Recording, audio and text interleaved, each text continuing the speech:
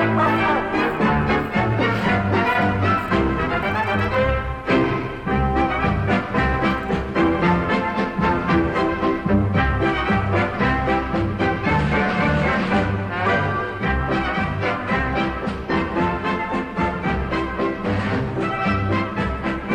back, everybody. My name is Tim. This is another Real Ideal Gear review, and today we're looking at the Casio F108. And the F108 is, I think, one of the great watches from Casio that kind of represents what Casio does best, which is really cheap, go anywhere, do anything kind of watches. And I think this is that time of year where you're looking for gifts for kids, maybe for someone who wants a kind of a beater watch, a watch that you can wear in any circumstance, really.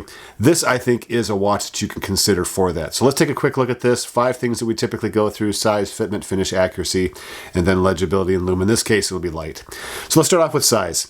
This is kind of your typical Casio mid-sized case. Not a real tall case, not a real broad case. This is a watch, I think, that just kind of fits in that general $15 range. I'm going to keep going back to that value dollar amount and as kind of a descriptor, because I think we all kind of know that a $15 watch is going to have certain limitations to it. It's also going to have, I think, some great value to it. And I think that's what you have to look for, is the value that this watch brings to you for $15.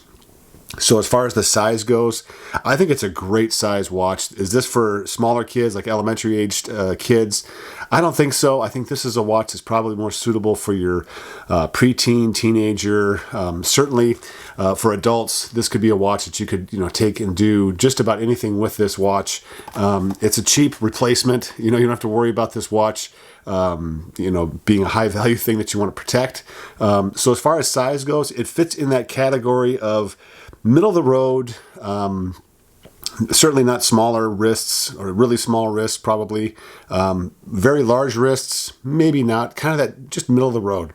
So as far as fitment goes, typical complaint that I have with Casio watches, which is the strap, the holes on the strap are just a little bit too far apart. If they could make them just a little bit closer together, maybe get one more hole on the strap, I think you got yourself a strap that's more adjustable. You can fine tune it better on your wrists. So that's about the only fitment issue. It's a lightweight watch. It's that classic resin case, classic resin strap. There's just really not a lot of weight to this watch, so therefore the fitment is going to be really nice. You don't have to tighten this watch down like you might have to with a dive watch. So keep that in mind as well, that the fitment, I think, is just going to be fine. It's going to be good.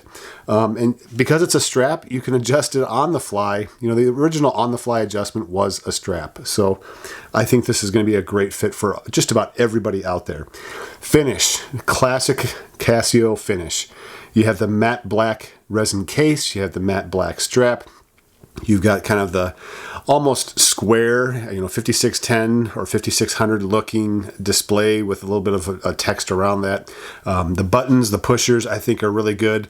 There's only 3 buttons on here, which kind of should be an indication that there's not a lot of modes to this watch when it comes down to the functions inside. You have a light button, you have the mode, you have the adjust. Just really basic layout as far as the overall finish of the buttons, I think, is really good. The buttons stick out a little bit more than the 5600 or the 5610, which I appreciate. I think the F108 buttons are very, very well done. You do have on the strap, the strap is excellent. The strap has what I would call the ratcheting strap system. And so when you look at the ratcheting strap system, what you're going to get is you're going to get a strap that has these little notches on the inside of the strap, and then you'll also have a similar notch on the inside of the keeper, which is the thing that slides up and down on the strap itself. So when it comes to wearing this watch, the keeper is going to stay in place because of those little notches on the strap and on the inside of the keeper. So you're not going to have a real issue with the strap, the tag end of the strap sticking out over time as that keeper slides down the strap closer to the buckle. Because of this ratcheting system, it's going to stay in place, and that tag end or the loose end of the strap is going to stay tight to the wrist. So I think this is one of the great things about a Casio watch. And for $15, this is where we're getting into that G-Shock-esque type design.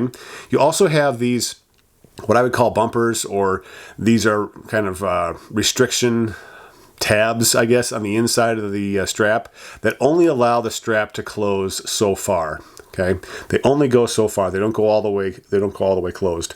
Part of that is it keeps the strap as part of a shock absorbing type system.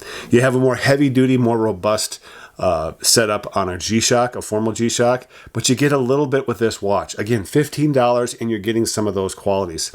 The case design, the finish of the case design, you get kind of G-Shock look to it. A little different layers around the case. So when it comes down to the overall finish of this watch, I think you really have to look at this watch and say that they've done a great job emulating some of the things of a G-Shock. And for $15, I keep going back to that. This is an amazing price for what you're getting in this watch. Accuracy, it's a quartz digital movement. No issues with accuracy. You're just not going to have that with a quartz movement from Casio. I've never seen it. I've never heard of one. Yeah, they do have a beat error, well, not a beat error, but they do have an error over time that accumulates. So if this is your only watch, yeah, over time you're going to have, either a loss or a gain in seconds per day or seconds per month. And really what counts is the seconds per year, because that's really what you're going to get into. Maybe a minute or two per year. But I'll put the specs down below here as far as the overall error for this watch. Now, legibility and then light. There is no lume on this watch. It's a digital display. Legibility is awesome. This has one of the best displays of all the Casios I have as far as reading time. And I have reading glasses, necessary eyes, so I have to have reading glasses on to read most of the fine print. I can read larger print pretty much without glasses. So when I look at this watch, the display on this watch is incredible. It has huge numbers. One of the things that this watch also has, the printing itself is more bold. This is the complaint I have of the F91. The classic legendary, 1989 I think is when it came out, or in the 80s, mid 80s. But it's just too thin. The numbers, the actual thickness of the numbering on the dial or on the display is just too thin. On this watch, that is not the case. This one, the F108, does a great job on legibility. You have the day, you have the date, and you have the time. Awesome. There's no extraneous year that's in here. There's none of that, spinning wheels and sliding bars or status bars that go across the top like you see in the WS1600. None of that crap is on here. It is just the day, date, and time. Perfect. Love it, love it, love it. All right, so what is it about the light? So let's talk about the light. When you turn the light on in normal lighting conditions, you're going to look at it and say, well, that's not very bright. It's all on one side. There's one LED. But at nighttime, it lights up the entire display. So no issues whatsoever with the light. And for $15, this is one of the best lights out there. The F91, another $15 watch, is crap. It's absolute crap. Like the light doesn't light up the display.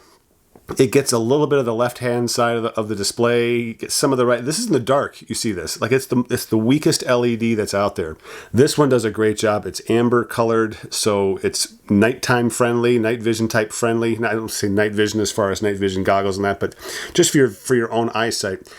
It has some of that, amber leaning towards the red, preserving your night vision type look to it. Okay, so. It's great. I think this is again, for $15, this is one of the best lights out there for that dollar bracket. I think it's awesome. So what are the uses for this? This is definitely a beater watch, a watch that you can use every day. Don't worry about where it's being used. Don't worry about if it's being damaged. This is a watch I think that you can get away with just about anything as far as the water resistance goes. It's less than 30 meters. But what that means really is don't go swimming with it. And people do go swimming with it. I don't think there's an issue with necessarily going swimming with it, but you do take a risk because Casio says, hey, this is not a watch that you're supposed to wear swimming. Can you wear it swimming? Probably. But is it something that Casio recommends? No. So you make the call. I haven't heard of any issues with people swimming with a watch like this. So I wouldn't worry about it too much because Casio is a great company. They do a lot of great quality controls with their water resistance and stuff. So I think they may be overestimating the lowness of the water resistance rating. So to me, don't worry about that too much. I think the water resistance is fine. This is by far the better choice than the F91. The F91 is a legendary watch. There's no doubt about it. That's a watch that if you're going to buy a watch with history, with legendary status, the F91 is one of those watches. This watch is superior to that. If you're going to buy a watch that's functional, the F91 is crap. This one is awesome. The F108, really for $15, is so far better than the F91. I would choose this any day of the week over the F91 for the functional reasons. Okay. Now, as far as history goes, the F108 doesn't have the history. So if you want legendary status, F91. If you want something that actually works and something that actually gets you the time, the date, you have an alarm, you have a stopwatch, good light, great strap. I mean, this is one of the better straps out there for even a watch that's under $25. You don't necessarily get this kind of a strap. Just a great everyday watch. Is this a good gifting watch? Yes, absolutely. You're looking for that medium small to large medium range wrist. Extra large wrists, probably not. Extra small wrists, probably not. But anywhere in between, it's a great watch. A great watch for kids, great watch for any kind of job out there. Construction workers, I think this is a great manual labor. I use this watch. I've got video of me using this watch when it comes down to my lawn mowing company. I actually like this style watch a lot. And the thickness overall, it's a very thin watch compared to some of these other ones that I have, especially the Gray Man, which is 100 meters of water resistance. It's a thicker watch than this one, and it offers a few more things that one doesn't, but the Gray Man certainly has some modes to it that I like, the timer function, which you have to actually hack. But anyway, there's some things about that watch that I like better than the F108 too. So when you're in that $15 range, I don't think there's a better option that's out there.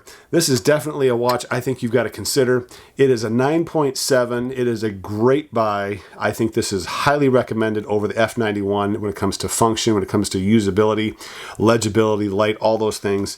Highly recommend this watch. So put in your comments down below what you think of the F108. If you've got an F108 or if you've got the F91 or if you've got other models out there that are comparable in that price range, say that $15, maybe $20 range, what Casios out there do you like to wear around that range? My name's Tim. This has been another Real Ideal Gear Review. I'll catch you guys next time.